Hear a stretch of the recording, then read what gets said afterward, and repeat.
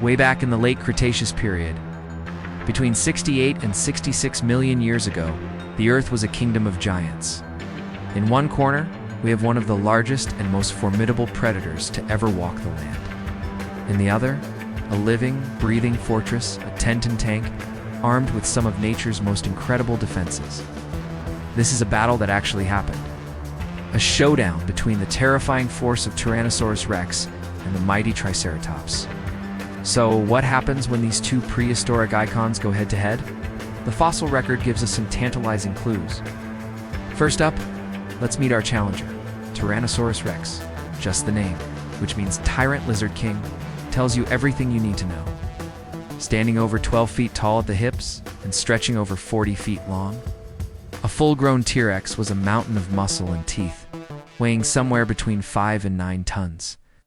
Its massive 5-foot-long skull was built for one purpose: to deliver one of the most powerful bites of any land animal in history. With force estimates clocking in at around 8,000 pounds, or even higher, its banana-sized, serrated teeth weren't just for slicing meat, they were for pulverizing bone. The T-Rex's body was a masterpiece of predatory evolution. It had ridiculously powerful hind legs and a long, heavy tail to act as a counterbalance, making it surprisingly quick for such a huge animal. Its brain was large for a dinosaur, and it had a highly developed sense of smell that would have been a huge advantage for finding food. While its tiny arms are the butt of many jokes, they were pretty much the only part of this dinosaur that wasn't an oversized weapon.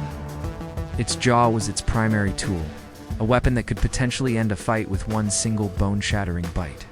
Now, for the defender. T-Rex was a sword, Triceratops was a shield with 3 giant spears attached, weighing in at a hefty 6 to 10 tons and measuring up to 30 feet long. Triceratops was shorter, but just as heavy as its rival. Most famous features were, of course, its 3 horns. These weren't just bone. They were bony cores, covered in a tough layer of keratin like modern cattle horns.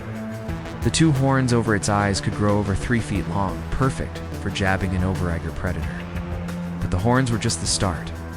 Its head also sported a massive bony frill that protected its vulnerable neck. While this frill offered protection, it wasn't a solid, impenetrable wall. Its impressive size was also likely used for display to attract mates or intimidate rivals. With 4 sturdy legs planted firmly on the ground, Triceratops had a low center of gravity, making it incredibly difficult to knock over. It was a walking fortress, built to stand its ground against almost anything. So, picture the scene. A lush, humid floodplain in ancient Montana. A hungry T-Rex spots a Triceratops. The fight doesn't start with a roar, but with a tense standoff. The T-Rex circles, using its size to intimidate, looking for any weakness. The Triceratops digs in, keeping its armored head and deadly horns pointed directly at the threat. The T-Rex makes a move, lunging forward with a terrifying burst of speed. But Triceratops is ready. It had a strong, flexible neck that let it aim those horns with deadly purpose. It pivots, meeting the charge head-on and forcing the T-Rex to retreat or risk a fatal wound. What follows is a brutal dance. The T-Rex wants to get around the Triceratops to attack its less armored sides.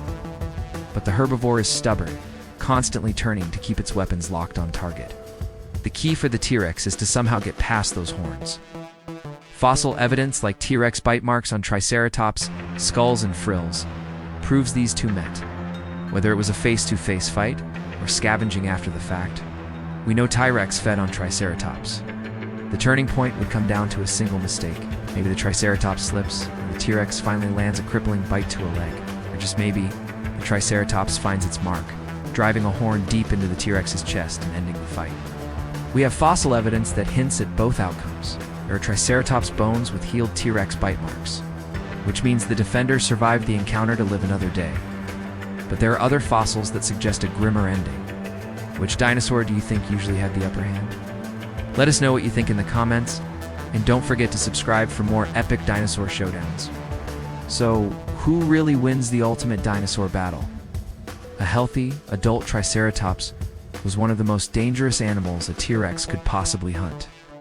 The fossil record is full of clues, but not clear winners. One of the most amazing discoveries is the dueling dinosaurs, Fossila, Tyrannosaur, and a Triceratops found buried together, seemingly locked in combat.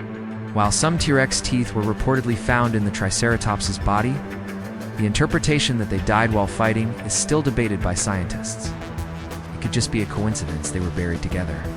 The T-Rex's strategy was likely to use its bone-crushing jaws to inflict a devastating wound, then wait for its prey to weaken.